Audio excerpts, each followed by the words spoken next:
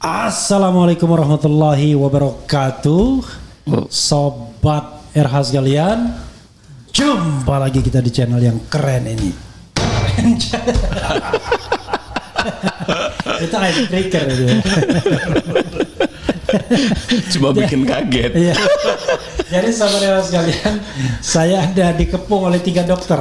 Wow. 3 dokter yang akan mempertanggungjawabkan informasi tentang haji. Nah, bukan hajinya, kesehatan haji. Informasi. Karena mereka ini berasal dari Perdoki. Jadi Perdoki itu Perhimpunan Kedokteran Haji Indonesia. Perdoki. Oh, Perdoki. Pakai H. Oh, Perdoki. Ya kan? Perdoki, Perhimpunan Kedokteran Haji Indonesia. Perdoki ya. Perdoki. Kalau Perdoki ada lagi. Bentar. Perdoki. Perdoki. Oh, Perdoki Kedokteran Haji Indonesia. Seminat itu. Ini perdaki jadi. Setiap daki kalau perdaki. Perhimpunan seminat. Jadi saudara sekalian, kalau sebelah kanan saya sudah tidak perlu dikenalkan lagi, Dr. Bahar ya. Bukan Bahar bin Smith, ini Bahar yang lain. Ada Bahar bin Smith. Kemudian berikutnya adalah dokter yang pernah di Mahkamah Konstitusi. Jadi Dr. Syarif Hasan Lutfi. Beliau ya. Dr. Syarif Hasan Lutfi ini adalah Ketua Umum Perdokhi. Jadi Perhimpunan Kedokteran Haji Indonesia. Sebelahnya adalah penasihat spiritualnya. Jadi ketua Dewan Pembina Perdokhi, Profesor MM katanya, Mukhtaruddin Manzur. Assalamualaikum. Waalaikumsalam warahmatullahi wabarakatuh. Dokter, saya harus memulainya kelihatannya dari ketua umum. Biasanya kan ketua umum. Kalau salah-salah kan ketua Dewan Pembina ya yang akan memperbaiki. Bisa. Jadi tadi kita bacakan surat dari pemerintah Arab Saudi melalui kedubesnya yang mempermasalahkan mempermasalahkan governance haji Indonesia termasuk soal kesehatan. Yang paling membuat kita membuat kita kemudian terhenyak gitu ya, bahwa dari semua korban jemaah haji sedunia ini 50% dari Indonesia. Bahkan mereka meninggal sebelum Padang Arafah. Artinya mereka belum haji. Kan kalau lewati Padang Arafah haji yang nggak bisa diwakilin itu. Nah, dan ini dari tahun ke tahun seperti itu sepertinya. Tapi nanti kesaksiannya kita tidak tahu. Seorang teman juga mengatakan, waduh, buruk tahun ini katanya. Saya ingin dokter Lutfi atau Syarif, Dokter Syarif ya. Dokter Syarif barangkali untuk membuka ini dengan semacam opening statement soal haji atau kedokteran atau kesehatan haji. Silakan, Dok. Ya, terima kasih Pak Refli, terima kasih semua teman-teman yang dokter kalau ngomong gede-gede, jangan kecil. Iya. Kalau misalnya dokter nggak nyaman, dokter dekatkan aja nih. Ya. Betul. Untuk permasalahan kesehatan haji itu merupakan masalah yang sangat penting di dalam berhajian, karena haji itu adalah fisik. Jadi haji itu fisik yang bisa dikerjakan dengan ritual fi'liyahnya, artinya ritual harus menggerakkan anggota badannya untuk melakukan ibadah. Jadi tanpa melakukan gerakan fi'liyah itu dianggap tidak sah. Nah, itu. Ya. Jadi tentu saja masalah aktivitas fisik itu menjadi permasalahan yang sangat penting dalam ibadah haji.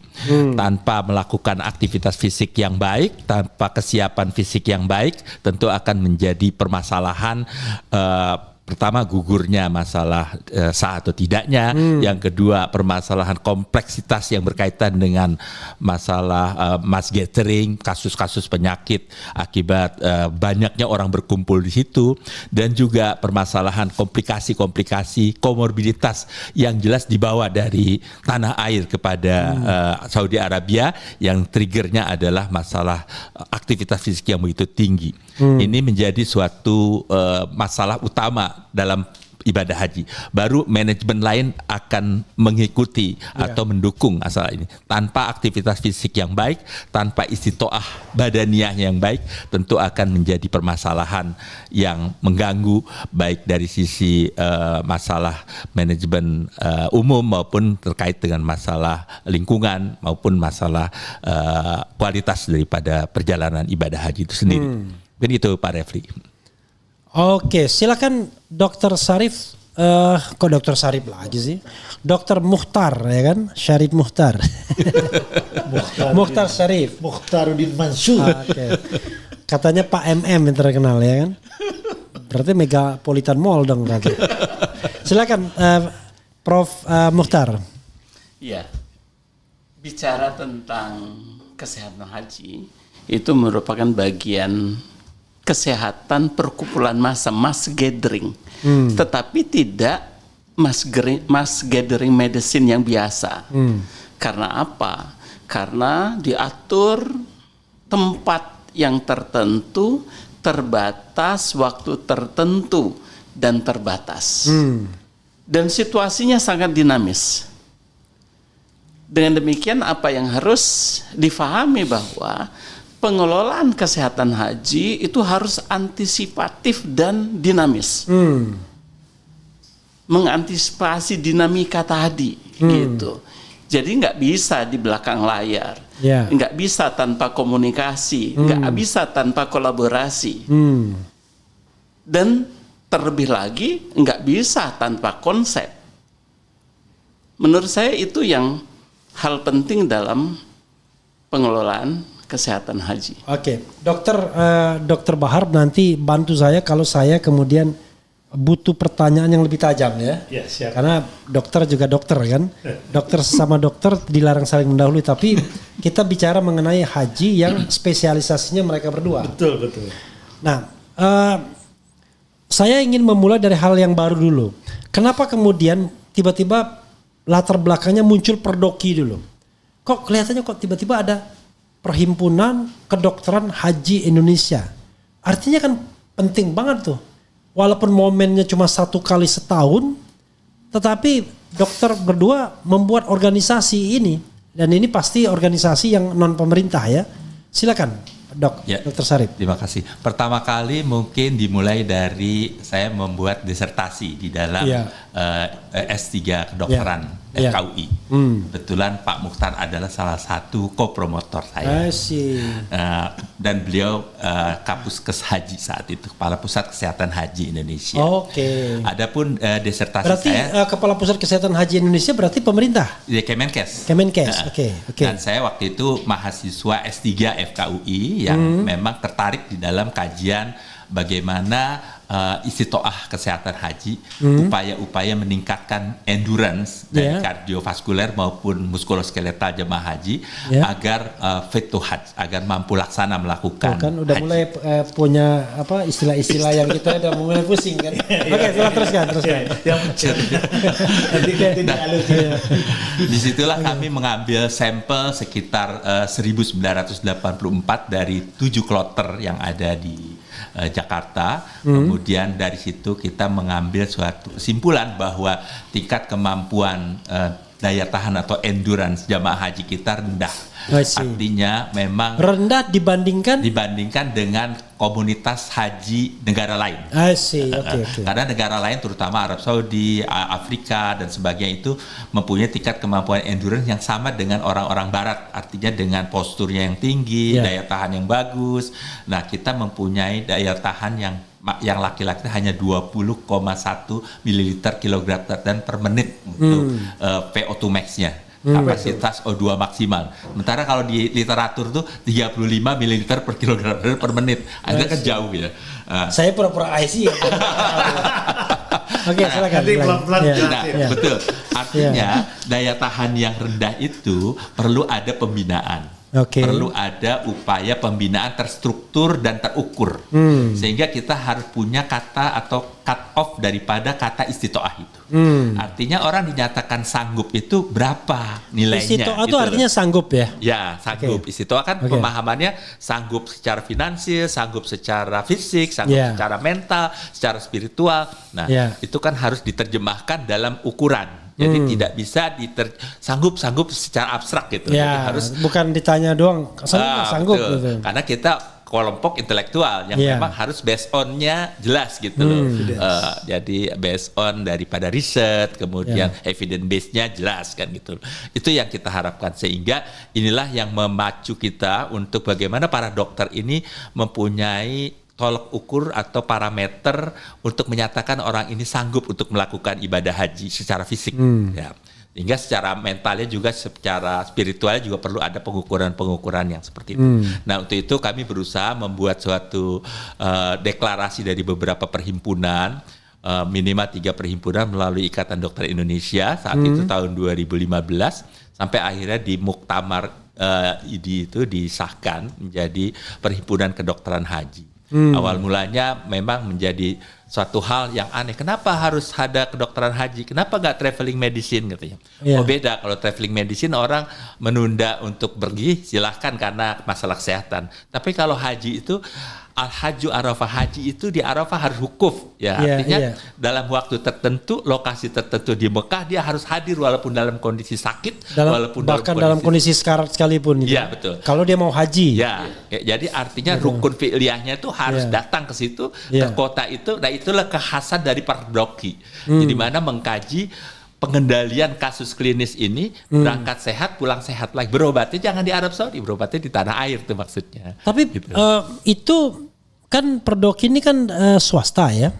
Ya betul, profesi dokter. Iya, maksudnya non government lah, ya, non government tetapnya. Ada nggak kewajiban misalnya partnership misalnya? Apalah badan urusan haji apapun. Sekarang kan bingung kita, Kementerian Agama atau mungkin sekarang badan pengelolaan haji, Kong Haji. Kemudian ada yang baru lagi yang BPH, Badan Pengelolaan Haji. Kan ada 3 tuh. Jadi badan pelaksana haji gitu. Nah itu partnershipnya bagaimana? Itu sukarela atau gimana?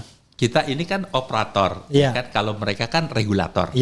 Artinya regulator ini kalau kemarin sebelum ada BPH, Badan Penyelenggara, ada Kementerian Agama, pemegang Undang-Undang Nomor 8 Tahun 2019, penyelenggara haji dan umroh adalah Dirjen PHU Kementerian Agama. Dan menjadi pembinanya adalah Kementerian Kesehatan di dalam pembinaan kesehatan. Mereka berkolaborasi untuk membuat suatu regulasi yang untuk jemaah haji, untuk manajemen yang lainnya, seperti itu termasuk petugas-petugas haji. Nah, Perdoki posisinya adalah yang pihak yang independen, yang berkaitan dengan profesi kedokterannya, baik isinya dokter umum maupun para spesialis, untuk mengkaji keilmuan kedokteran, untuk memberikan rekomendasi kepada stakeholder ini. Jadi rekomendasi itu tentu saja akan memberikan kontribusi di dalam mengambil keputusan di dalam kementerian. Itu diharapkan seperti itu.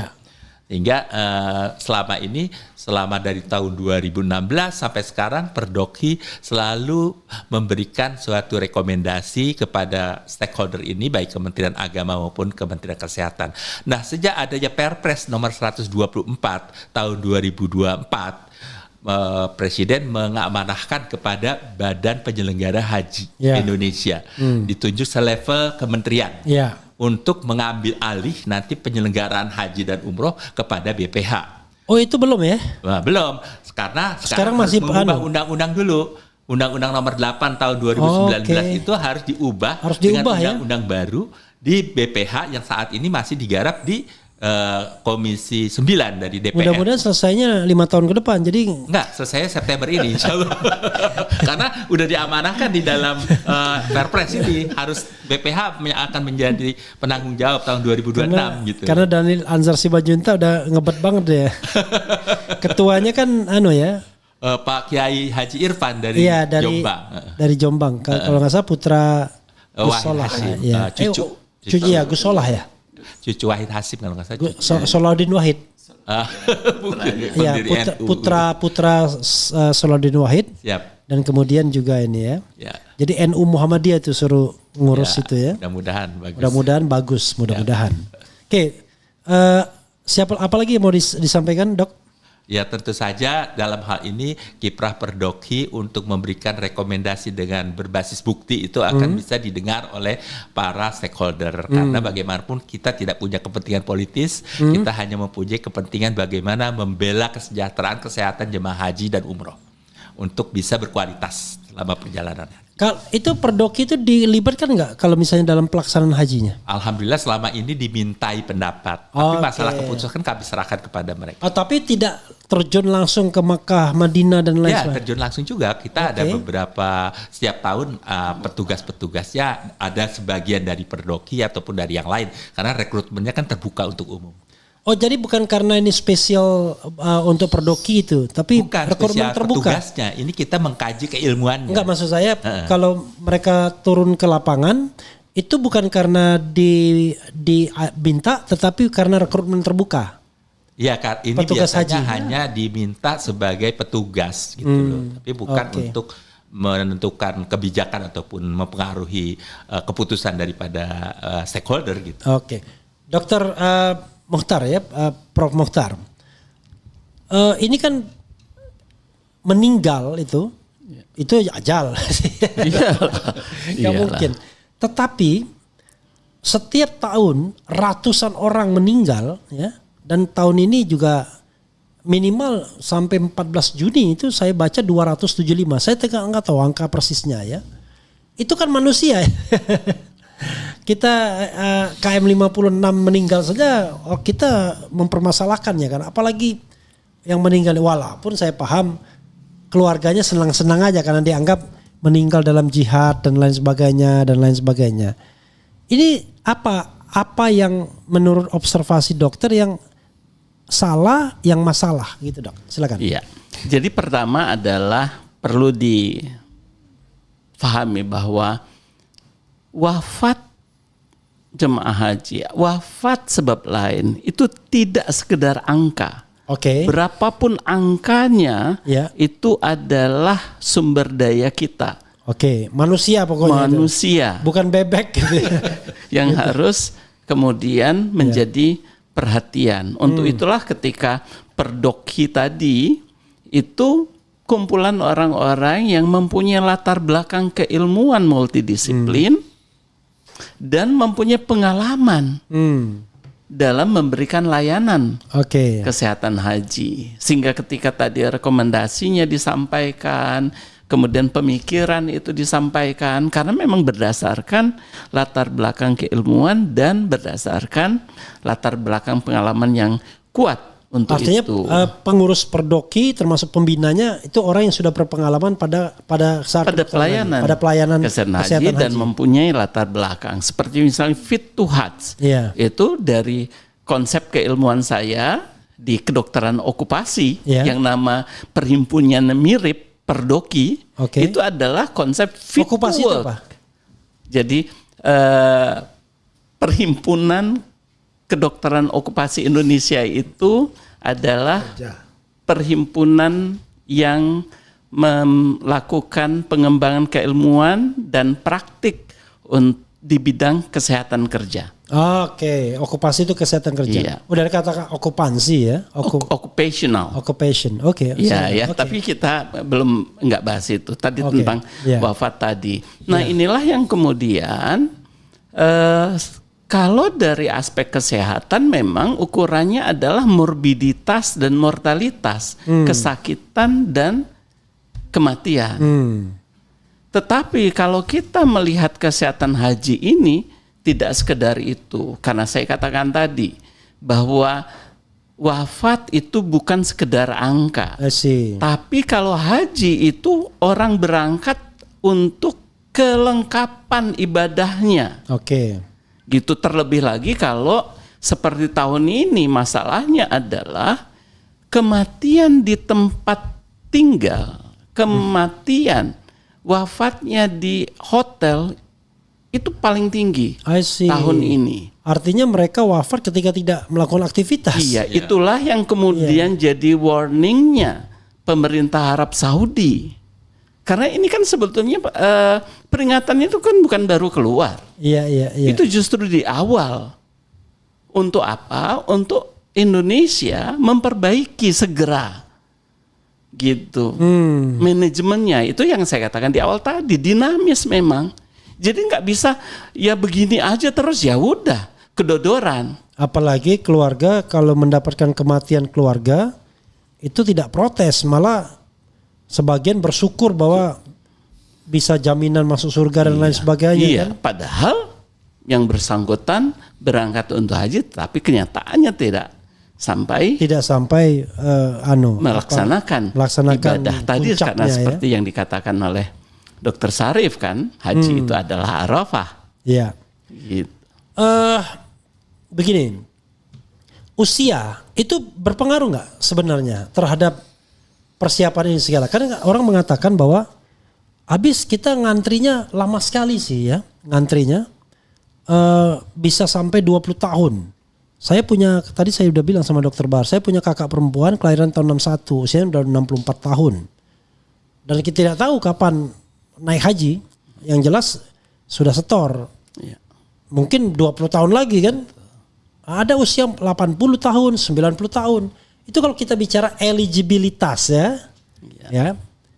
Apakah mereka ini eligible untuk melakukan ibadah yang enggak ringan seperti itu, apalagi di musim kemarau atau di musim panas yang luar biasa? Bisa ya dan bisa tidak. Yang jelas adalah usia itu akan meningkatkan kemungkinan terjadinya ketidaklengkapan ibadah tadi. Tetapi seperti yang disampaikan oleh Dr. Sarif tadi, fit to hajj tadi, kan bahwa usianya 75, ada yang 90. Ya. Tetapi kemudian dia sehari-hari mencangkul, kemudian daya tahan fisiknya itu tadi yang digambarkan oleh VO2 max tadi itu terjaga. Dan kita tahu bahwa ketika mau melaksanakan ibadah haji itu paling tidak mampu berjalan 5 km secara mandiri. Mulai dari tawaf mengelilingi Ka'bah, kemudian sa'i. Belum lagi kemudian yang medannya luar biasa itu pada saat melempar jumroh. Itu paling tidak 5 km itu harus mampu. Nah itu kecuali ukuran. Kalau dekat tempat melontarkan jumroh. Nah itu lain lagi. Soalnya saya naik haji waktu itu dekat soalnya. Pakai furoda kali. Tapi furoda 5 tahun juga. Oh gitu.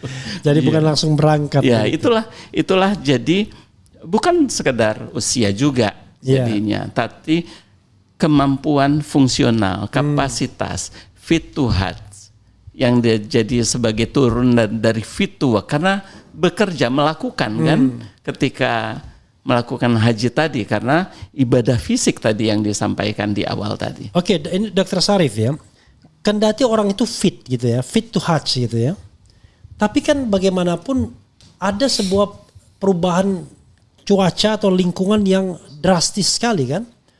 Saya aja selalu setiap pulang umroh tanya Dokter Bahar, selalu sakit. Di sananya sehat, tapi hari 2 atau 1 hari atau 2 hari terakhir sakit. Dan kemarin umroh terakhir, saya berangkat tanggal 7 Maret, hari ke-7 puasa, dan baru pulang kira-kira 10 hari terakhir. Alhamdulillah, sakit dan baru sembuh setelah habis lebaran lagi. Jadi tanggal berapanya itu sakit, kemudian pulang ke Palembang masih sakit, betul-betul fit setelah pulang lebaran ke sini. Kira-kira hampir sebulan bahkan sakitnya. Nah, pertanyaan saya adalah gimana mengantisipasi hal-hal seperti itu ya? Karena yang datang itu ya orang yang dengan problem kesehatan masing-masing, kan ada ratusan ribu orang, dan bisa jadi kemudian kita tidak individualisasi sifatnya kan. Di umum aja kayak gerombolan manusia. Kan kita nggak bisa cari record satu-satu, atau jangan-jangan sistemnya yang nggak benar. Silakan dokter. Ya, tentu untuk mempersiapkan kemampuan daya tahan yang bagus, tentu harus ada persiapan. Seperti orang mau bertanding, harus latihan dulu. kita harus mendeteksi dari awal berapa nilai kemampuan sebelum pembinaan, berapa sudah pembinaan. Kalau secara keilmuan tentu pembinaan tidak bisa langsung saat itu juga, jadi harus ada waktu. Di dalam tentu harus 3 bulan sebelumnya kita sudah harus bisa mendeteksi dan melakukan pembinaan secara frekuen kepada calon jemaah kita yang memang rata-rata kemampuan endurance atau daya tahan tubuhnya kurang. Tentu dari situ kita buat klasifikasi beberapa kelompok yang memang berisiko tinggi, yang memang orang muda, yang memang mempunyai komorbiditas tertentu, tentu harus mempunyai klasifikasinya sehingga kita nanti bisa upayakan pembinaan secara terstruktur tadi. Artinya upaya kita, upaya pemerintah, upaya masyarakat untuk mempersiapkan jemaah supaya fit to Hajj tadi harus ada pembinaan secara frekuen, misalnya seminggu 3 kali atau kalau sudah mendekat gitu kan seminggu 3 kali, kemudian intensitasnya ditingkatkan bertahap untuk mencapai kemampuan aerobiknya yang bagus, karena kan tidak bisa langsung dia daya tahannya bagus karena kan ada tabungan masalah energinya di otot, di lemak dan sebagainya. Itu kan perlu kajian-kajian yang memang harus dijawantahkan kepada masyarakat kita bahwa untuk berhaji tentu harus mempersiapkan fisiknya dengan cara melatih kemampuan daya tahannya secara frekuen dengan intensitas dan durasi yang sudah diukur. Ada dosisnya, jadi bukan dosis makan obat saja, tapi dosis latihannya harus terukur. Nah, inilah para dokter yang nanti akan memberikan suatu resep untuk latihan ini. Nah, sehingga pengukuran fungsional, kapasitas fungsional itu merupakan keniscayaan, bukan sekedar diagnosa penyakit klinisnya. Oh ini penyakit diabetes, bukan, tapi diabetes yang bisa melakukan apa gitu loh. Ya, asma yang bisa duduk lama, enggak, kan di pesawat 10 jam duduk. Yeah. Kalau dia nggak mampu duduk, bagaimana pula dia berangkat? Sudah itu kelas ekonomi lagi. Sehingga dan kan ada pesawat tertentu yang dikecilin tempatnya biar banyak muat. Nah, itu harus diukur. Jadi sehingga manifest kesehatan haji itu diharapkan sampai kepada petugasnya atau para dokter yang mendampingi itu harus sudah dikenal karakternya. Jadi jangan petugasnya mendadak dikirim untuk berangkat sampai sana tidak tahu jemaah yang dibawa sakit apa gitu loh, itu masalahnya. Sehingga, ada juga petugasnya katanya memanfaatkan untuk haji dan banyak ibadah juga dia. Itu mungkin oknum ya. Tidak semua, bahkan petugas itu luar biasa. Komitmennya dan disiplin. Dok, kalau mau ditambahin silakan aja ya, TikTok-kan aja ya. Siap. Soalnya kan bagi saya yang cuma 1 kali naik haji gitu ya, saya barangkali tidak mengalami permasalahan yang gimana gitu. Walaupun saya paham juga, ini kita misalnya di Mina, nggak bisa tidur kita. Iya. Karena di Mina itu, padahal kita haji furoda kan, haji khusus kan. Saya membayangkan orang yang tinggal di tenda-tenda begitu ya. Ketika kita ada semi permanen itu ya rumahnya, kan ada yang tenda, ada yang ada rumah semi permanen itu AC-nya nggak jalan secara baik. Iya. Sementara satu rombongan itu kita serumah kan, perempuan dan laki cuma dipisahkan dengan seperti mimbar masjid itu aja. Karena kita nggak bisa tidur. Kalau nggak salah sampai 2 malam atau 3 malam tuh kalau bermalam di Mina, kalau nggak salah 3 malam ya. Kita nggak tidur sampai pagi 2 malam berturut-turut. Tidur sebentar kira-kira waktu jam 9 pagi itu pun karena ketiduran. Tapi jam 9-nya kita harus ada melontar jumroh kan misalnya. Nah, kondisi seperti itu kan bisa membuat dokter bisa membuat kesehatan kan tambah kacau jadinya. Iya. Saya membayangkan ini plus ya, apalagi yang ONH biasa gitu. Belum lagi MCK dan lain sebagainya, gimana? Ya, jadi memang banyak faktor yang akan memengaruhi kesiapan dari jemaah untuk dapat menyelesaikan dengan lengkap ibadahnya tadi.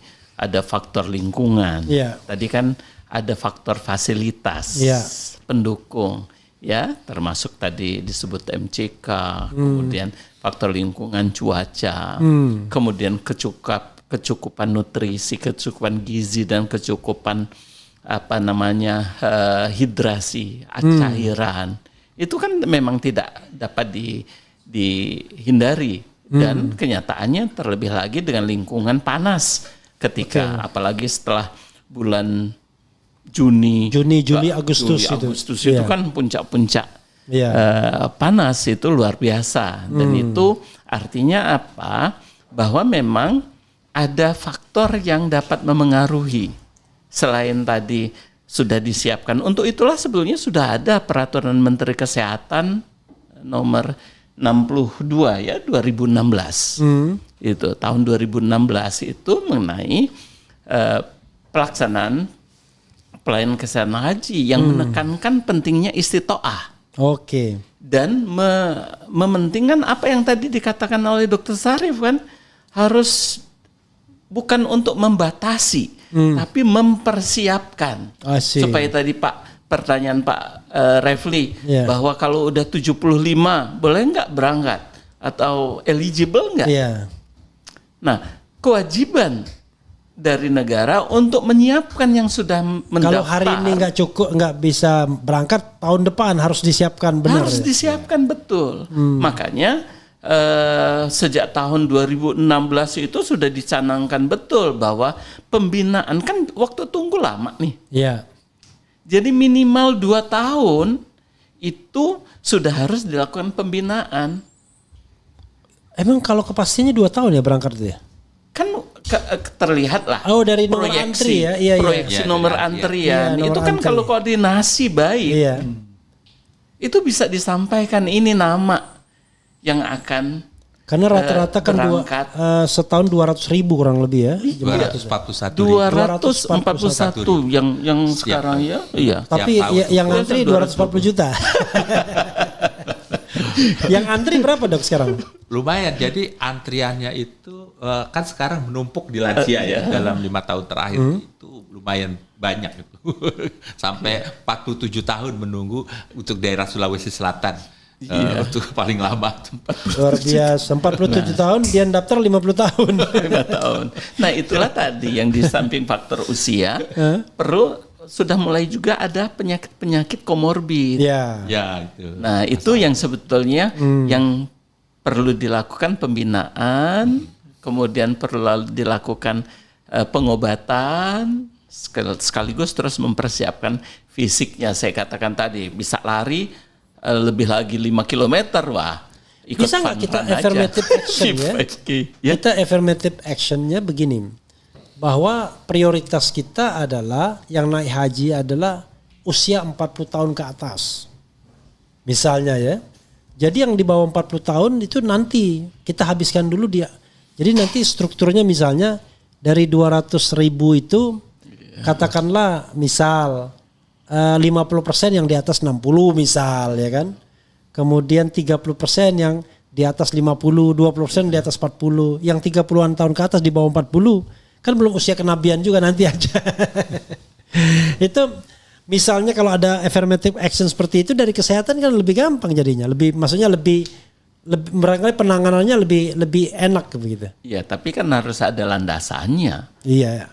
Karena saya sampaikan tadi bahwa usia belum tentu kemudian tidak eligible. Usia belum tentu tidak fit. Ya, tapi in general gitu ya. In general. Karena ini diskusi ini udah sempat memang diskusi di 2017 itu sempat dengan teman-teman di Kementerian Kesehatan Arab Saudi. Mereka tahun 2016-2017 itu udah mengedepankan untuk membatasi usia itu. Saya bilang enggak.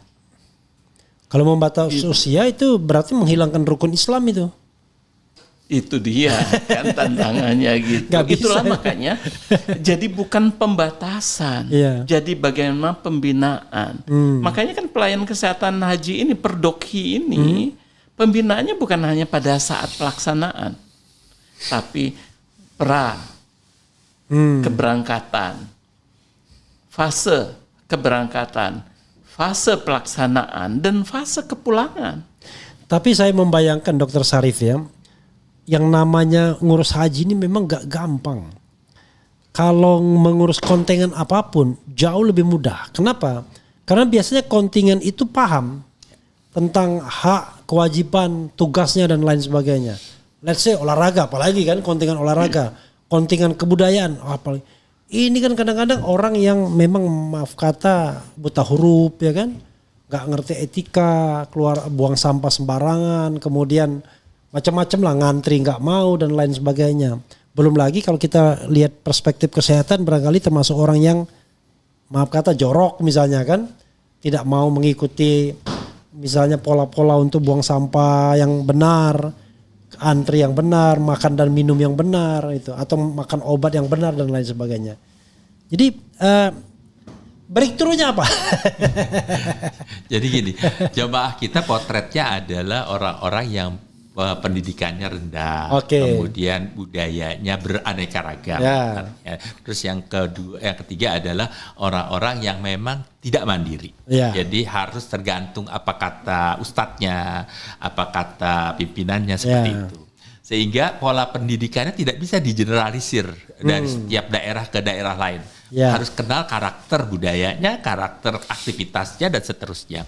Karena ini perlu kajian-kajian yang memang disesuaikan dengan kondisi asalnya. Misalnya petugas dari Makassar lalu jamaahnya orang Jawa misalnya, nggak bisa. Jadi harus bahasanya dipahami, kemudian kebiasaannya dipahami seperti itu. Sehingga itulah yang harus dipilah-pilah pembinaannya, tidak bisa dilakukan secara general. Sehingga perlu ada beberapa pengenalan karakter dari setiap daerah agar efektif. Dan kedua adalah pembinaan itu terstruktur, jadi tidak bisa kita tanpa goal gitu. Kita goalnya misalnya mereka harus mandiri, mereka harus memahami apa yang dikatakan kan dengan kalimat saja nggak bisa, dakwah bilhal, jadi harus dicontohkan gitu seperti itu. Nah itu pola-pola itu yang teknik komunikasi yang harus dibuat agar efektif bagaimana pembinaan ini dilakukan. Mungkin gitu Pak Refli.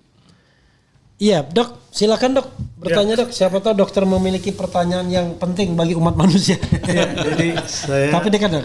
Saya mendengar apa yang disampaikan Prof. Mukhtar, apa yang disampaikan Dr. Syarif, bahwa pertama ada sekelompok orang yang kemudian berpikir keras bagaimana makin hari makin baik penyelenggaraan haji. Itu profesional. Dan profesional itu kan setting standar. Dia buatlah standar mulai dari awal perjalanan sampai pulang. Nah permasalahannya bahkan sebelum perjalanannya, dan standar itu kan terus diuji dan terus diperbaiki. Dokter, maaf saya ulangin. Jadi yang disampaikan tadi adalah bahwa ada sekelompok profesional yang terus-menerus mempelajari untuk membuat standar. Mulai dari semua proses sebelum berangkat, sudah berangkat, dan bahkan jauh waktu sebelum berangkat pun proses ini sudah dipikirkan dan diuji dan ada evidennya. Permasalahannya tadi saya bicara sama Pak Refli, apakah tata kelola kita telah memanfaatkan profesional ini secara transparan? Apakah kepemimpinan telah memanfaatkan ini dengan secara benar, terstruktur? Sekian banyak suku, sekian banyak wilayah kita yang memerlukan hal-hal yang khusus untuk mereka. Usia dan yang lain-lain. Nah, pertanyaannya tentu saja kalau kita nih melihat 50% kematian terjadi sebelum Arafah. Dan itu terjadi di hotel dan di mana-mana. Artinya ada sesuatu yang dalam prosesnya mungkin tidak kemudian artinya tidak didalami. Kenapa tidak didalami? Karena apa yang disampaikan oleh kementerian di Saudi itu mengatakan adanya data yang kemudian tidak disampaikan dengan betul, dengan benar, dengan baik, sehingga Saudi Arabia sendiri juga mungkin kesulitan karena tidak ada data itu. Dan bagaimanapun saya kira mungkin nanti saya pertanyaan ke Prof. Syarif, apakah Saudi Arabia itu membiarkan saja manusia yang ada di situ per negara, atau mereka juga mempunyai aturan-aturan yang harusnya diikuti sehingga keluarlah surat ini? Itu mungkin poin saya, Prof. Syarif, Prof. Oke, itu biasanya perbedaan antara orang yang biasa nanya sama orang yang biasa nerangkan ini begini. Jadi bingung nih kita mau nanya apa nih suruhnya. Sebelum nanya dia udah magerin dulu ya kan. Tapi intinya ini adalah soal database ya. Iya. Database dan governance. Kita percaya nggak sebenarnya governance kita itu cukup baik ya kan? Wah, rupanya harus digeser lagi. Nah, digesernya ke depan. Jangan di main samping. Jadi apakah governance kita cukup baik untuk dari tahun ke tahun? Apa justru sebaliknya? Tadi dokter agak malu-malu. Ini ada Menteri Kesehatan nih yang nggak ngerti, yang bukan berasal dari profesi bukan dokter gitu ya. Ikut juga dia ngurusin haji. Jadi jangan-jangan ini juga sumber masalahnya. Jadi governance, pemerintah, database tadi. Tapi silakan. Kita mencari sebenarnya di mana sumber masalah utamanya. Bisa diperbaiki. Yang bisa diperbaiki, kita nyari masalah dulu. Kalau kita bicara masalah, apakah masalahnya di jemaah haji? Apakah masalahnya di lapangan tenaga kesehatan? Masalahnya di alam? Atau pengelolaannya? Atau masalahnya di badan yang mengelola dan lain sebagainya. Nah ini pancingan dulu buat Dr. Syarif, nanti silakan Dr. Prof. Mukhtar bukan menambahnya, memparipurnakan tuduhan itu. Kalau tuduhan kita Oke, silakan. mau pembela atau hakimnya? Yang sebenarnya saja. Ya. Jadi Silakan. apa yang disampaikan oleh Dr. Bahar memang menjadi isu yang menarik buat kita. Karena apa? Karena kemarin regulasinya mengacu Undang-Undang Nomor 8 itu penanggung jawabnya kan Kementerian Agama. Tusinya kan bukan kesehatan kan. Nah sementara pembinaan ini di kesehatan. Di dalam klausul undang-undang itu bahwa Kemenkes sebagai pembina kesehatan jemaah haji. Sehingga program-program. Tapi apapun rekomendasinya tetap keputusannya ada penanggung jawab gitu loh. Penanggung jawabnya di Kementerian Agama. Misalnya kita udah bilang, oh ini tidak istitoah, tetap berangkat, bukan rekomendasi kesalahan kita lagi gitu loh. Ini adalah bagaimana yang memberangkatkan gitu loh. Artinya kita bilang, nah masalah validitasnya yang dikeluhkan oleh pemerintah Saudi itu memang kenyataannya begitu. Artinya kadang-kadang mohon maaf ya, kami sebagai dokter ini malu ya kalau jamaah yang sebetulnya harusnya tidak layak tetap ditulis berangkat gitu, layak gitu. Artinya ada beberapa yang seperti itu, artinya pemeriksaannya tidak valid, dan yang paling urgent adalah mereka tidak mengukur fungsinya, tidak mengukur kapasitas fungsionalnya. Dia hanya mengacu kepada diagnosa klinis. Lah kalau diagnosa klinis kan sifatnya rujukan untuk pengobatan gitu loh, bukan untuk bagaimana memotret seorang yang sakit bisa mampu melakukan apa gitu loh. Nah sehingga itu, padahal dari WHO sudah jelas ada ICD, International Classification Diagnosis, dan ICF, International Classification Functional Health and Disability. Artinya memang itu orang yang mengacu pada penyakit tertentu bisa melakukan apa. Nah itu tinggal ditambahkan. Kenapa kita tidak menambahkan ini? Karena pola pikirnya life saving terus, pola pikir kuratif, tidak pola pikir preventif. Nah sementara ICF ini quality of life gitu loh, memikirkan bagaimana kualitas mereka dalam kondisi keterbatasan, dalam kondisi yang berpenyakit, sehingga itu nanti akan memberikan suatu gambaran bahwa orang ini memang siap berangkat gitu dengan kondisi fisiknya yang terukur tadi. Tapi kalau dengan ICD siap mengirimkan sakitnya gitu loh, sehingga orang Saudi bilang, kenapa Anda mengirimkan mayat-mayat ke negara kami gitu loh, karena memang orang sakit yang dikirimkan gitu loh, bukan orang sakit yang berkualitas mampu melaksanakan ibadah sesuai dengan istitoah gitu loh. Itu yang dimaksud, sehingga yang sakit ini orang-orang yang komorbid tidak diterima di rumah sakit Arab Saudi, ditolak kalau kecuali kasus-kasus traumatik, kasus-kasus disaster gitu. Tapi kalau kasus yang komorbid kan TB paru, orang yang hamil tiba-tiba brojol di sana, itu pasti ada kejadian seperti itu. Nah itulah gambaran bagaimana peran dokter ini bisa melakukan assessment secara betul gitu, secara profesional untuk bisa mempertanggungjawabkan. Artinya bukan sekedar klinisnya tapi diharapkan juga fungsinya. kami Perdoki berkali-kali memberikan rekomendasi bahwa ini harus diukur fungsinya. Tapi dari Kemenkes sendiri itu tidak populer gitu loh. Artinya yang dipakai adalah ICD karena memang dari Arab Saudi sendiri mengirim klinisnya gitu loh. Tapi kalau klinisnya kan berarti dia taunya stabilitas dari klinis bukan stabilitas dari fungsi. Nah, kita berharap ini berubah dalam transformasi dari kuratif kepada preventif gitu maksudnya. Itu berharap seperti itu, Dok. Padahal kalau kita bicara kuota ya, kan walaupun misalnya dia tidak berangkat pasti langsung digantikan orang lain kan, daftar antrinya kan banyak kan. Ya dia urut kacang ya, dari Siskohat gitu kan. Dan kemudian mereka yang gagal tahun ini kan bisa tahun depan kalau dia eligible. Bisa sebetulnya tuh. Makan masyarakat kita kalau ditolak marah dia, kalau dikatakan tidak istitoah dia nggak terima, itu masalahnya. Apalagi sudah sedekah-sedekah. Apalagi udah jual rumah, udah apa, udah habis-habisan. Udah pamit-pamitan ke tetangga, tiba-tiba pas di Jakarta di asrama haji Anda dinyatakan tidak eligible, wah kacau. Iya betul. Gitu.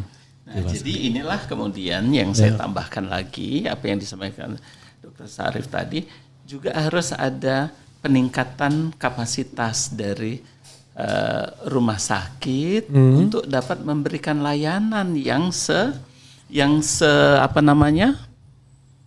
hanya sewaktu katakanlah dalam waktu singkat tapi penting. Ya, untuk melakukan apa yang kita kenal dalam di kedokteran itu ada family conference, gitu. Untuk yang fungsional tadi dapat dijelaskan dengan orientasi tadi bukan masalah meninggal atau sakit, karena kalau dibilang nanti meninggal Pak kalau kita berangkat, saya memang mau meninggal di sana, gitu. Tetapi tujuannya barangkali dia bilang berangkat haji untuk lengkap hajinya, itulah yang kemudian barangkali harus dibilang tuh oleh kiainya, bilang Anda kalau nggak nyampe Arafah Anda nggak ada pahala hajinya. Atau Anda belum haji, mungkin dia mikir kan udah niat haji itu udah dicatat. Maksudnya gini, itu. maksudnya dibilang ini kan berpikir kan, pokoknya berangkat mati sebelum Arafah pun dipikir udah haji kan. Iya. Padahal kalau belum Arafah belum haji. Tapi di luar itu, kalau dari uraian tadi kan, demikian kompleks konsep dari pembinaan dan pelayanan kesehatan haji ini. Pak Refli, sehingga apa yang diperlukan memang kepemimpinan yang kuat. Kepemimpin yang kuat itu dari mana? Dari orang nomor 1 atau orang nomor 3?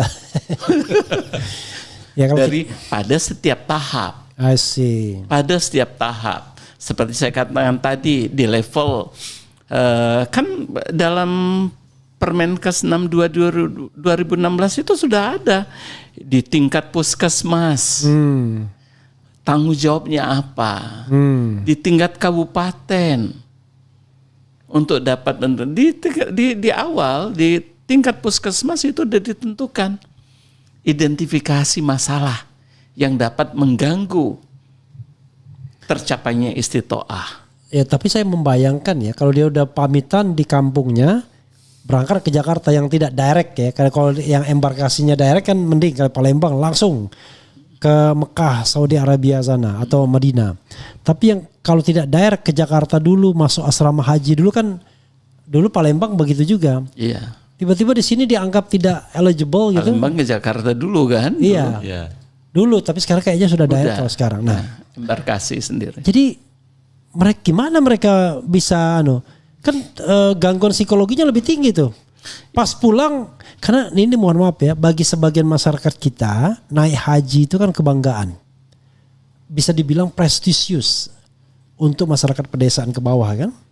Kadang-kadang sebelum haji pamer-pamer dulu dia, sedekah atau apa manggil, tiba-tiba nggak jadi haji kan. Itu bagi dia kan itu. Nah itu yang tadi 2 tahun tadi. 2 tahun sebelum keberangkatan. Kalau dibuat diagnosisnya menjelang keberangkatan udah didaftar sebagai calon yang berangkat sekarang, udah ikut kalau 2 tahun sebelumnya Badan Keuangan Haji nggak mau keluar duit ya. Kan disitulah kemudian peran BPJS Kesehatan. I see.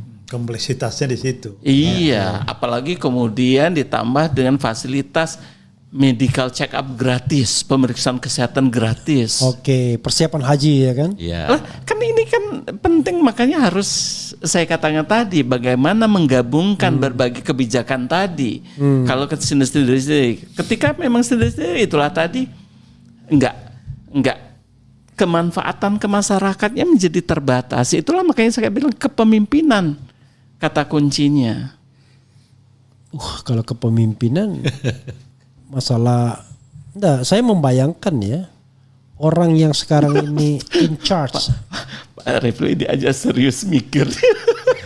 Jadi orang yang sekarang in charge untuk tentang haji gini kan bukan orang yang berpengalaman dalam mengelola haji dan umroh kan. Mungkin dia berangkat haji ya sering atau umroh sering gitu ya. Tapi mengelola manusia dengan segala kompleksitasnya itu kan harusnya kan kepemimpinan leadership dari tangga terbawah itu. Ini kan soal technical ini. Technical sekali sifatnya. Nggak bisa saya kira diserahkan kepada orang yang baru pertama kali mau mengelola dan dengan sifat kita yang paternalistik, yang tunggu perintah, nggak enak sama atasan, akan berat begitu kalau menurut saya ya.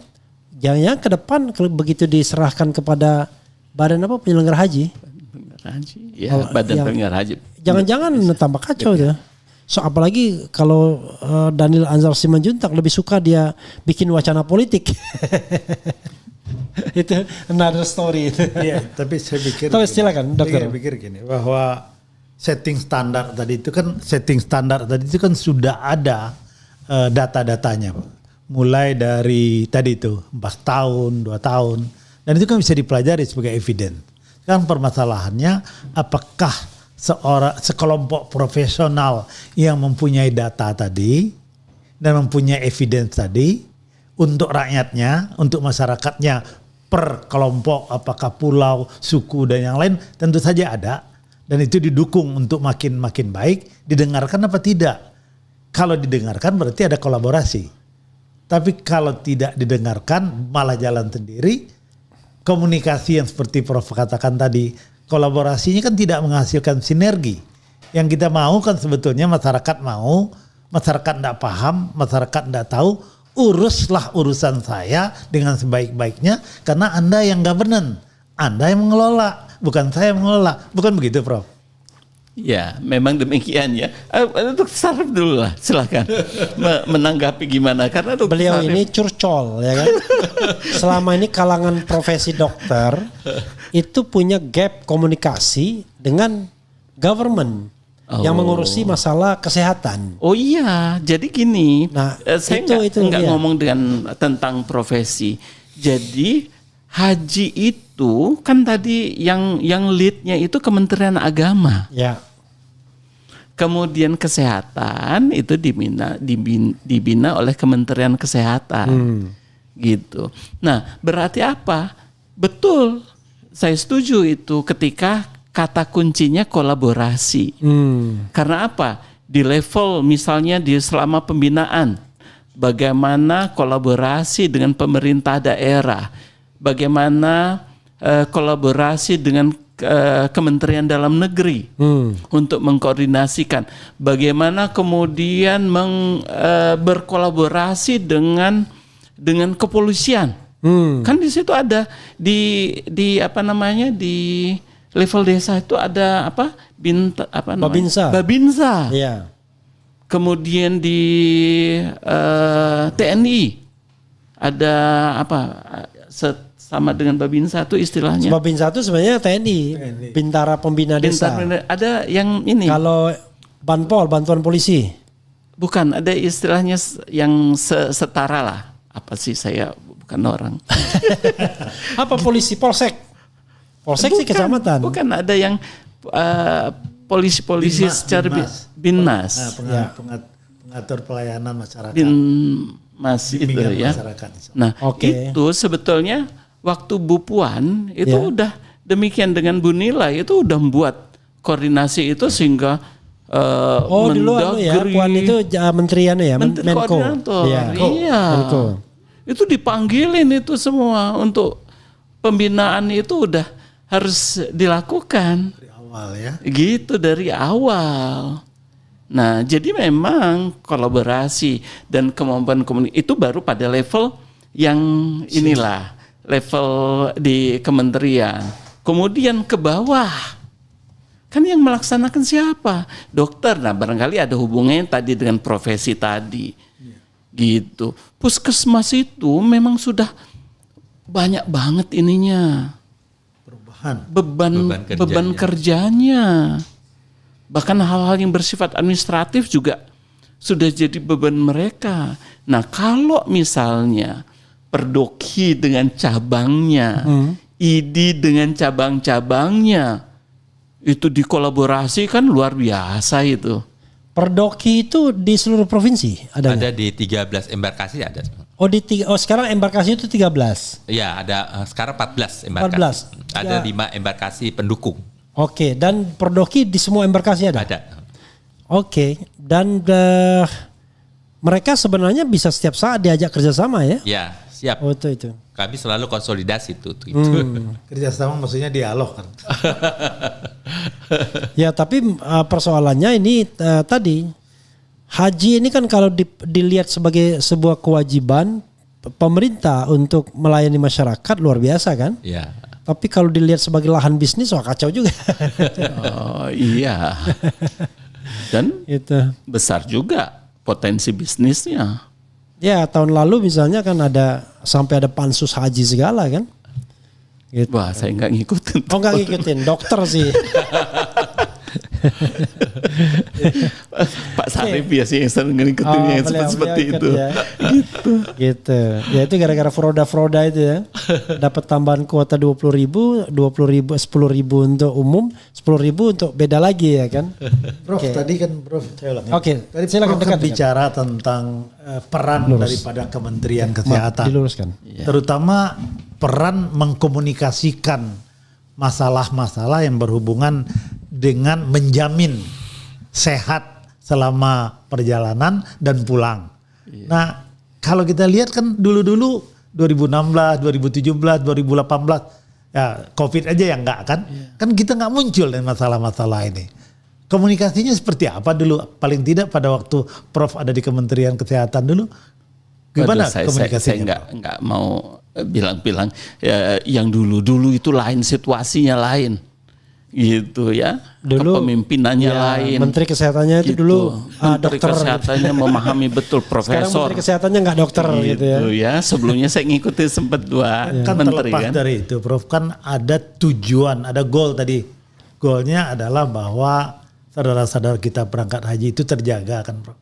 Jadi siapapun yang incar sebetulnya kan tujuannya nggak berubah Prof. Iya, memang makanya kolaborasi, komunikasi itu kata kunci memang. Ketika justru kemampuan kolaborasi dan komunikasi ini merasa saya benar, merasa saya udah yang terbaik. Padahal tadi di awal kita udah cerita kan bahwa layanan kesehatan haji itu kompleks dan dinamis. Oke. Jadi kalau di dalam negeri tadi saya katakan paling enggak Kementerian Dalam Negeri sampai Kementerian Agama sebagai lead sektornya, lalu kemudian dengan Kementerian Perhubungan nanti ketika akan mulai keberangkatan, itu Kementerian Kesehatan juga harus memberikan berkoordinasi itu. Yang sampai kemudian dengan pihak penerbangannya itu memastikan bahwa makanannya sesuai untuk gizi penyiapan untuk sampai bisa melaksanakan ibadah haji. Itu yang saya katakan tadi juga kompleks. Kompleksitas. Dan itu harus peduli, harus jadi prioritas ketika orientasinya layanan masyarakat. Orientasinya bisnis beda lagi. Lain lagi. Bagaimana saya nggak tahu. Banyak saya turah, kalau orang Jawa banyak turahnya. Saya nggak tahu. Saya tahu bisnisnya banyak, tapi saya nggak ngerti bisnisnya. Prof, satu lagi Prof. Kan bukan Indonesia aja yang pergi. Ya. Pakistan juga banyak orang tuanya. Orang India juga banyak orang tuanya. Dari berbagai negara Afrika juga banyak orang tuanya. Malaysia juga paling. Malaysia banyak orang tuanya. Iya. Kan dengan pengalaman Prof sebagai pimpinan haji pada waktu itu, ini sekali lagi pelajaran apa sih yang bisa ditarik sehingga hari-hari ini kita 50%? Oh ya tadi kolaborasi komunikasi di level pada saat sebelum keberangkatan dan selama penyelenggaraan itu dengan Kementerian Arab Saudi. Kan di situ ada Kementerian Haji, ada Kementerian Kesehatan. Kalau Kementerian Haji, kita minta lah, kita koordinasi dengan Kementerian Agama untuk komunikasi dengan Kementerian Hajinya ketika ada hal yang berhubungan dengan tenda. Seingat saya dulu, Kementerian Agama itu sangat terbuka. Dengan Kementerian Kesehatan selalu diundang. Gitu. Ini kita akan lagi nyiapin tenda nih.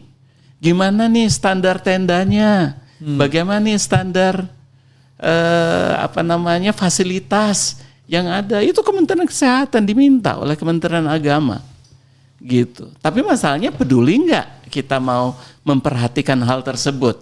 Gitu. Mau nggak kita ikut atau seperti apa yang tadi kemudian memperhatikan tadi profesi tadi, perhimpunan perdoki tadi, apa sih standar yang dibuat gitu. Inilah yang kemudian dikombinasikan dalam tata kelola pelaksanaan dan dengan Kementerian Kesehatan Arab Saudi. Seperti sekarang, mengapa kemudian kemudian banyak yang meninggal di hotel? Karena ada kebijakan baru mengenai syarikah gitu. Syarikah jadi bahwa dalam penyelenggaraan itu kan di Arab Saudi menerapkan adanya perusahaan yang bertanggung jawab untuk kelompok jemaah tertentu. Nah, dalam satu kloter itu bisa terbagi lebih dari 2 atau bahkan 4 syarikah. Sehingga itu bisa terpecah-pecah itu dari satu kelompok. Tapi kita kemudian nggak antisipasi. Dokternya tetap berdasarkan kloter. Tapi itu padahal kloter terpecah di sana. Sekarang nih yang apalagi sekarang satu dokter satu perawat mengikut yang mana nih? Gitu. Nah kan tidak antisipatif. Karena apa? Tidak ikut dari awal. Tidak ada komunikasi yang bisa kemudian antisipatif. Kalau kayak gini, bagaimana nih? Prof, tadi kan soal petugas, tapi juga disebutkan dalam surat itu tentang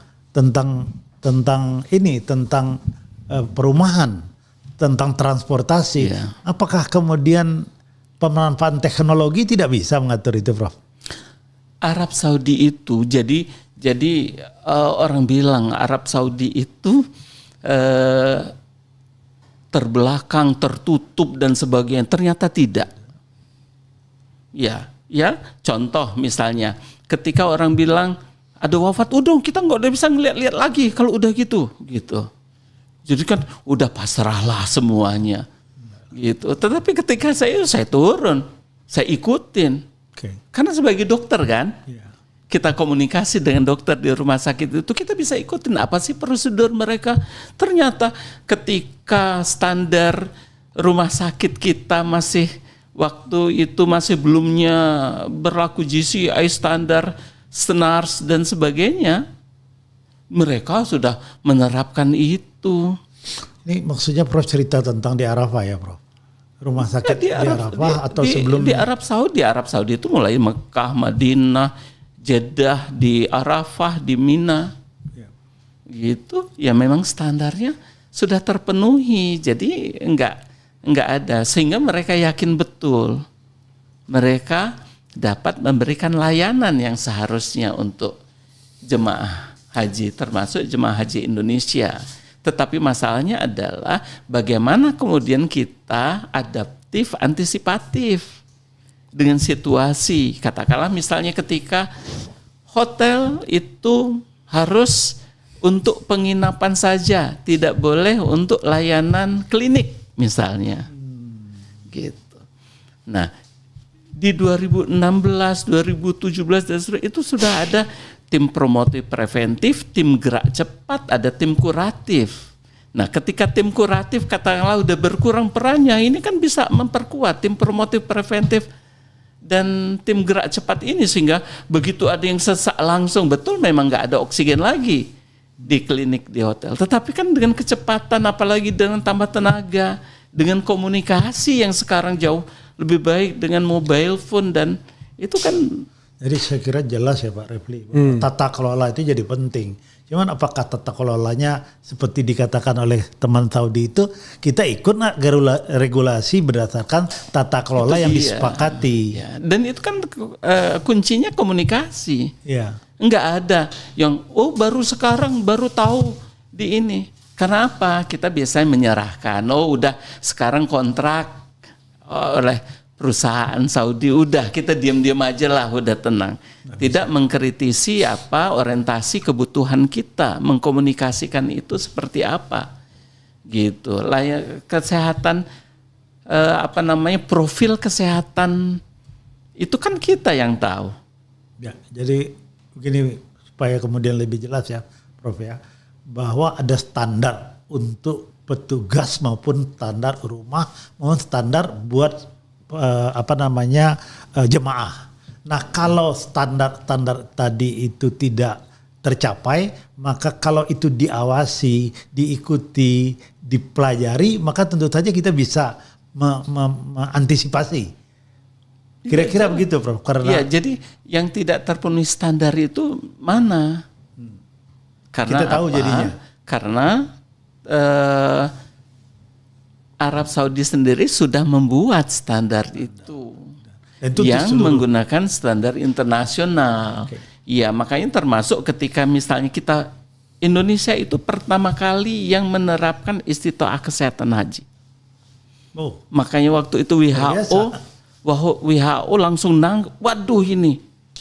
Gitu. India tuh terus bilang itu berat banget kita untuk melaksanakan itu. Gitu.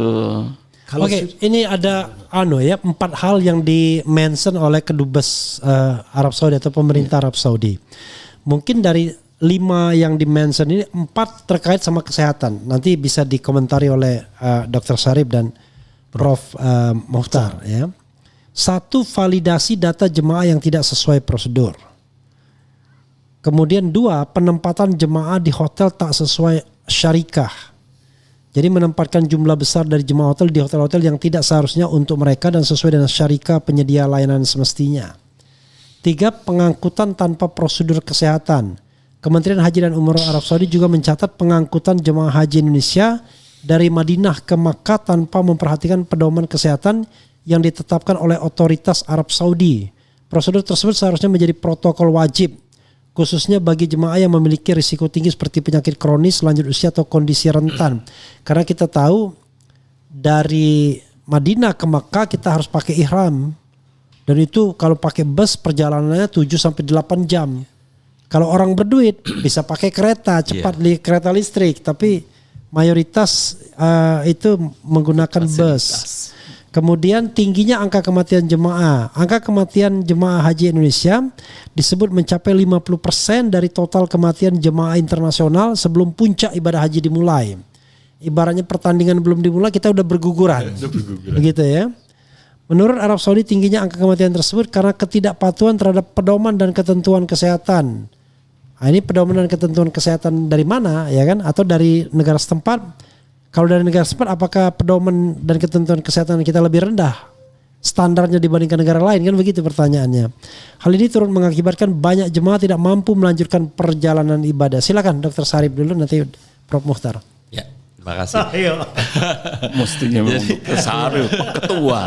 Karena gini, validasi tadi penting ya untuk melakukan pemeriksaan yang lebih akurat artinya. Itu menjadi tantangan para pemeriksa kesehatan di tanah air maupun yang ada di Saudi. Sehingga ada sinkronisasi misalnya rekomendasi yang diberikan gitu loh. Apakah ini mampu untuk perjalanan jauh dengan bus ataukah dia cukup ada di hotel, itu kan bisa dipetakan. Artinya mereka harus betul-betul sesuai dengan kemampuan fisiknya, kemampuan mentalnya gitu loh. Ada orang yang fisiknya bagus tapi disoriented atau gangguan mental kan banyak. Nah itu perlu ada assessment tadi. Nah itu penting dengan secara valid. Jadi jangan digampangkan atau dibuat secara asal gitu loh. Jadi harus betul-betul diukur gitu ya. Itu tentu itulah yang dimaksud. Terus yang kedua adalah bagaimana melakukan mobilisasi dari kota Mekah ke Madinah. Itu juga harus betul-betul yang mampu laksana. Jadi jangan sampai orang yang duduk aja susah, dipaksakan harus ke Madinah untuk ziarah yang sebetulnya secara ibadah tidak rukun gitu loh. Iya. Itu kan satu hal yang. Tapi ini katakanlah dari Madinah ke Mekah yang dipersoalkan dia yang wajib gitu. Ya. Kan ada juga yang mereka datang ke Madinah dulu baru ke Mekah gitu. Nah dari Madinah ke Mekah misalnya, dari Madinah ke Mekah kalau memang tidak istitoah, artinya tidak mampu laksana secara fisik, tentu kan dia bisa saja misalnya tidak diberangkatkan gitu loh. Kalau memang perlu dibadalkan gitu kalau sakit. Tapi kenyataannya mereka dipaksakan untuk berangkat karena masih ada mungkin mitos ya sudah kalau bisa meninggal di sana gitu loh. Itu kan masih banyak yang seperti itu. Nah inilah tugas kita untuk memberikan suatu edukasi maupun suatu pemahaman yang sama gitulah antara stakeholder yang berkolaborasi tadi. Jangan sampai misalnya kita bilang ini tidak perlu, nanti di sana ada yang bilang perlu. Nah, itulah. Jadi satu pintu dalam memberikan suatu keputusan. Jangan sampai banyak pintu gitu loh. Intinya seperti itu. Nah, masalahnya kan Indonesia unik negaranya, di mana ada petugas dari Kementerian Agama, petugas dari Kementerian Kesehatan. Di negara lain nggak ada, cukup petugasnya dari tabung haji Malaysia, misalnya petugas dari Turki, dari Iran. Berarti dokter ke depan mengusulkan bahwa semua itu diurusi oleh Badan Penyelenggara Haji. Iya, karena memang amanah daripada Perpres dan amanah undang-undang yang baru. Jadi itu aja pokoknya. Ya. Mulai dari hulu sampai hilirnya. Betul. Sehingga harus betul-betul profesional di dalam menerapkan undang-undang. Kalau kemarin kayaknya bagi-bagi kue kan. Mudah-mudahan banyak yang terlibat tuh bagi-bagi kue jangan-jangan. Apalagi Dok? Ya kemudian yang tadi yang terkait dengan apa tadi itu yang terakhir. Tingginya angka kematian. Oh, tingginya angka kematian. Indonesia memang sebelum bertanding itu. Ya, Indonesia memang dari dulu sampai sekarang itu menjadi primadona untuk tingginya angka kematian. Persentasenya juga karena memang banyak. Ada kuota paling besar seluruh dunia. 241.000 tahun 2023 sampai 700 sampai 800 orang meninggal, 2 kloter meninggal tahun 2023. Kayak jumlah petugas petugas pemungutan suara itu. KPPS. Artinya Indonesia selalu tinggi angka kesatian kematian. Itu membuat kita tuh sebetulnya dari dulu prihatin ya. Kenapa ya? Kok nggak ada perubahan untuk bagaimana pembenahan ini agar turun angka kesatian kematian. Ini ada sesuatu yang salah gitu. Kita merasakan seperti itu. Tapi bagaimana kita urun rembuk? Kalau kita sebagai operator tentu harus paling tidak basisnya riset lah gitu ya. Jadi ambil keputusan. Nah ini kan masalahnya kalau sudah jadi regulator mungkin punya ini sendiri apa? Pokoknya. Barangkali mudah-mudahan ini ke depan tidak akan terjadi seperti itu karena kan kita berharap dengan adanya Perdoki ini kajian-kajiannya sesuai dengan updating data yang ada, selalu kita concern pada jemaah untuk kesehatannya. Jadi itu Pak Refli. Iya, Prof Mokhtar kan kalau kita bicara dari mana kita mulai untuk perbaikan, paling tidak kan catatan dari kementerian atau kedubes atau pemerintah Arab Saudi ini kan perlu itu menjadi starting point perbaikan ke depan gitu ya. Termasuk tadi pelayanan haji satu pintu dari hulu hilir. Silakan Dok. Ya, jadi sebetulnya apa yang sudah direncanakan itu udah baik. Tapi baik sesuai dengan ketentuan sebelumnya. Tapi tidak adaptif, tidak antisipatif dengan ketentuan yang baru. I see. Seperti validitas data, itu kan yang dimaksudkan dia harusnya di syarikah mana, di hotel mana, tapi pokoknya udahlah ini satu kloter blek gitu. Padahal bukan konsepnya bukan kloter lagi, sangat mungkin karena syarikah tadi bisa aja menangani lintas kloter. Ya, ketika dia menempatkan, kemudian dia versi daftar yang dia punya dong. Gitu. Ya makanya kalau kita lihat ada video kalau nggak salah waktu itu saya lihat yang udah di tenda di Arafah, terus mereka sudah tidur, udah istirahat, orang Bangladesh masuk. Iya betul. Tapi memang benar tempatnya Bangladesh. Oke. Gitu. Susah Karena banget database-nya gini. Itu tadi karena itu. Tapi itu kan Kementerian Agama bukan dari berpengaruh terhadap layanan kesehatan tentunya. Tapi begini. Karena akibatnya kan yang saya pernah dengar di Arab Saudi itu ada semacam petugas Indonesia yang namanya semacam badan juga yang memang menjadi jembatan tuh antara pemerintah sini sama pemerintah sana itu. Apa ya? Saya pernah dikasih tahu oleh penyelenggara haji dan umroh nih. Muasasa maksudnya. Iya. Muasasa yang menjembatani. Iya. sekarang syarikah. Iya, itu ya yang sekarang diperankan oleh syarikah tadi. Kalau dulu kan nggak terlalu Iya. banyak syarikah. Sekarang ini sampai 8 syarikah Iya. gitu. Artinya kalau dulu paling satu. Itu Satu. kalau sekarang Kemudian terlalu dibagi banyak muasasa. syarikah, jadi banyak keputusan gitu loh. Jadi syarikat itu perantara ya? Iya, betul. Ya itu tadi Syarikat itu perusahaan. Oke. Perusahaan penyelenggara, ditunjuk, pelaksana yang ditunjuk oleh Iya. pemerintah Sana, untuk ya. melaksanakan. Tapi ada yang menjadi wakil pemerintah yang menjadi bohirnya di sana yang ngasih proyek-proyek itu ke mereka. Saya dengar begitu. Jadi kalau misalnya kita mau ini Nggak tahu saya. nggak tahu ya. Sebenarnya kalau kita bicara masalah haji ini yang berimbas pada kesehatan bisa juga karena tadi bukan orientasinya pelayanan saja, Iya, tapi orientasinya bisnis. Jadi manusia dibisniskan begitu. Ya, Gitu. karena ada seksi haji, iya, bisnisnya banyak. ada hal yang menarik tentang wafatnya jemaah ini yang berbeda dengan tahun ini. Kalau tahun-tahun sebelumnya itu kita relatif bersih tuh sampai wukuf. Oh bersih ya? Tuh, Relatif bersih tahun-tahun sebelumnya. Bersih. Kalau sekarang banyak. Kemudian kita bisa terukur itu siapa yang mau kita siapkan untuk safari wukuf. Safari wukuf harus dengan ambulan. Safari wukuf dengan bus yang harus tiduran. Yeah. Safari wukuf dengan cukup duduk di bus. Itu kita dapat membuat perencanaan itu I see. Detail ya bro. dengan baik, ya detail. Kemudian Sehingga tidak tumbang sebelum wukuf pokoknya. tidak tumbang sebelum wukuf. Memang biasanya kemudian lebih banyak keadaan alam. Ya. Setelah wukuf Arafah, Mina. Itu paling berat memang. Ya. Itulah yang kemudian mulai. Jadi agak berbeda Dokter Syarif sekarang kalau kita lihat. Dan sekarang di Arafah Mina itu malah sedikit karena apa? Sudah tumbang duluan. Tapi kemudian naik lagi. Oke. Setelah ini saya melihat begitu. Karena gini, Prof, tumbangnya itu kadang dari para pembimbingnya. Prof, itu sorry, mewajibkan Dok, tetap- dari pembimbingnya itu mewajibkan sunahnya harus berapa kali tawaf, umroh gitu loh. Sehingga tumbang sebelum acara wukuf gitu loh. Karena apa? Mereka sudah mempunyai target kita harus umroh sekian kali. Nah itu dia nggak lihat jamaahnya pada sakit, jamaahnya nggak mampu. Gitu. Ada juga soal melontar jumroh. Itu katanya sekali lontar lalu balik lagi jalan berapa kilo ke maktab ya mungkin. Naksab. Ngambil batu balik lagi. Oh iya, Ada. Cuma sekali doang. Nah, ada 7 batu langsung kita bawa kita lontar-lontar. Itu yang perlu diedukasi yang seperti itu Ya, tuh tapi dari beberapa terlepas. daerah. Tapi itu bergantung juga ininya, bergantung juga ibaratnya kiainya atau Iya, betul. ininya. Kalau kiainya bilang wah itu nggak afdol gitu, dia ngikutin Iya. kiainya. itu. Makanya jadi sangat jamaah kompleks. kita tidak mandirinya di situ. Jadi saya balik lagi Prof tadi bahwa tadi tuh profesional. Agama profesional, kiai profesional, dokter profesional. Profesional. Ya. Ada setting standar dan negara-negara lain juga ada. Mereka setting Ada. standar. Permasalahannya menurut saya sudah ini siapa yang ngawasin, Bro? Rakyat yang ngawasin, DPR yang ngawasin, atau kita mengawasi diri kita sendiri?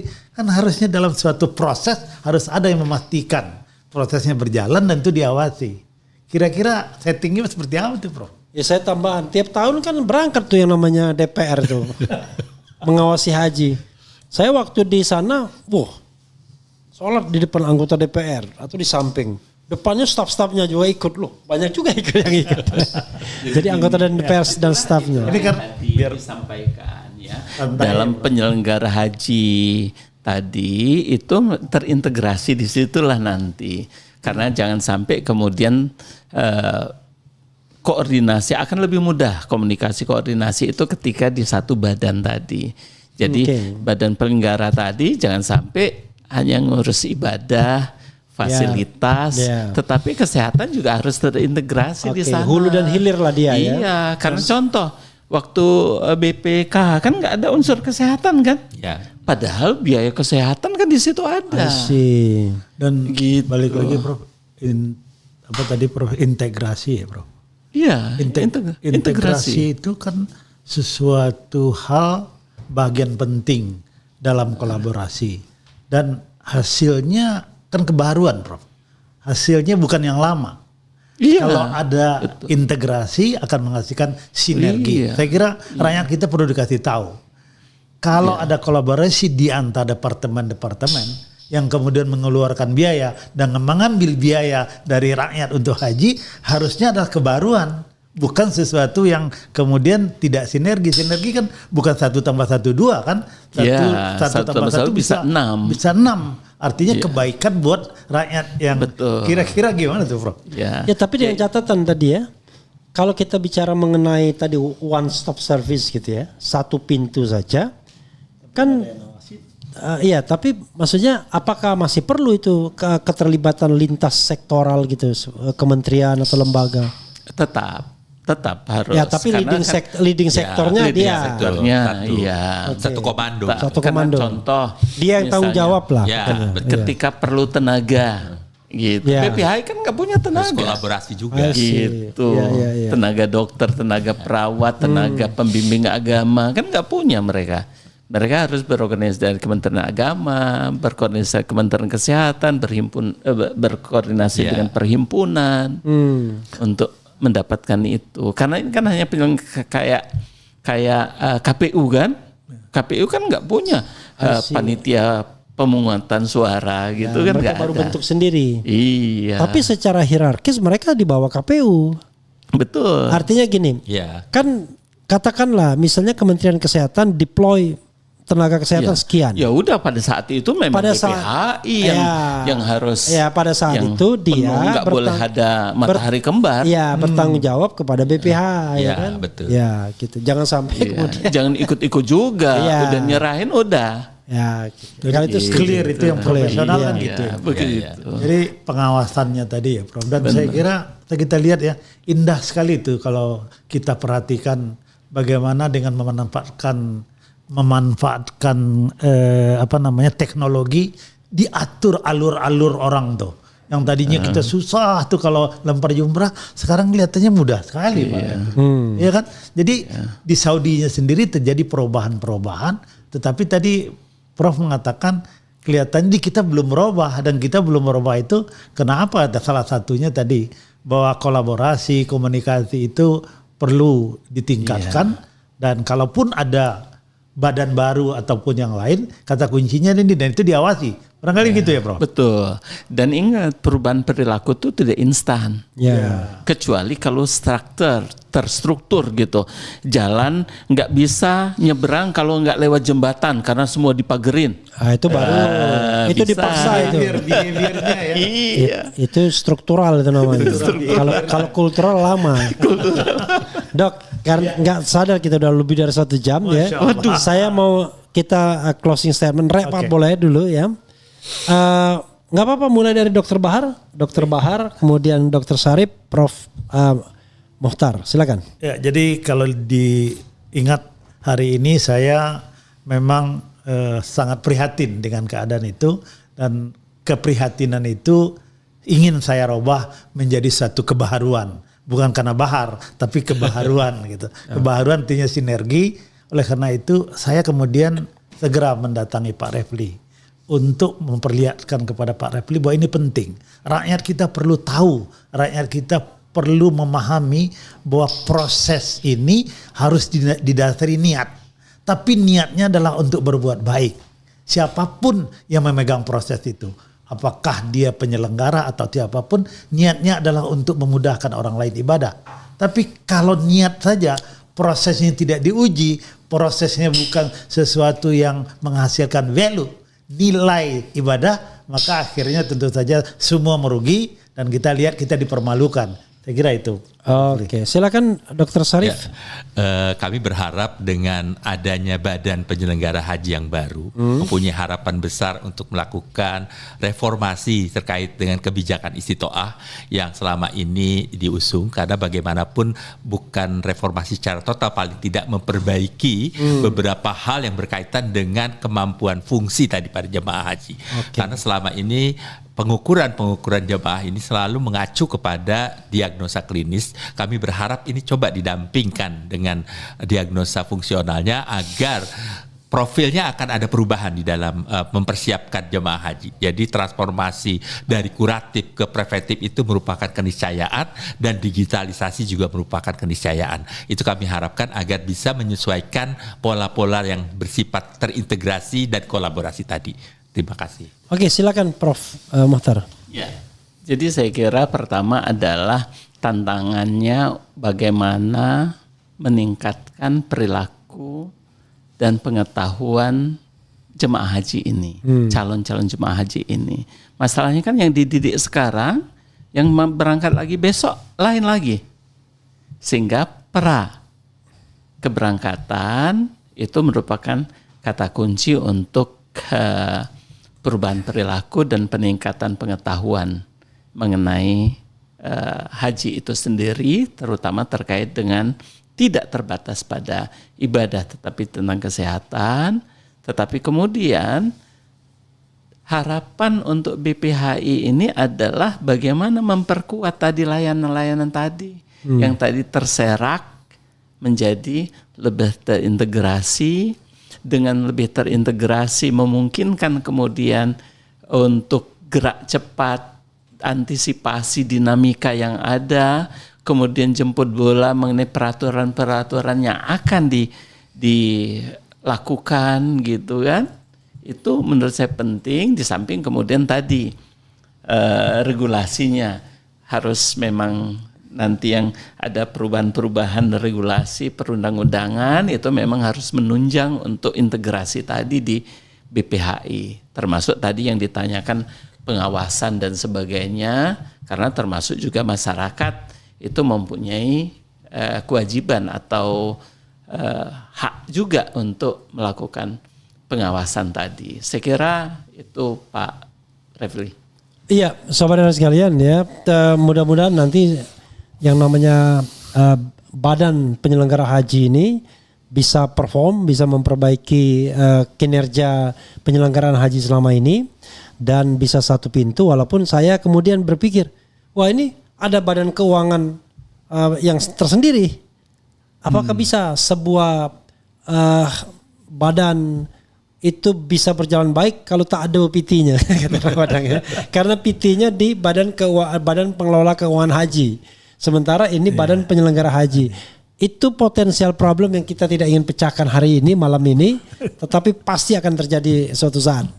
Nanti kuat-kuatan siapa yang bohir. Apakah BPH, badan penyelenggara haji, atau badan pengelola keuangan haji. Nah itu saya kira itu menjadi PR kita semua. Dan nanti mungkin another season kita bicara itu.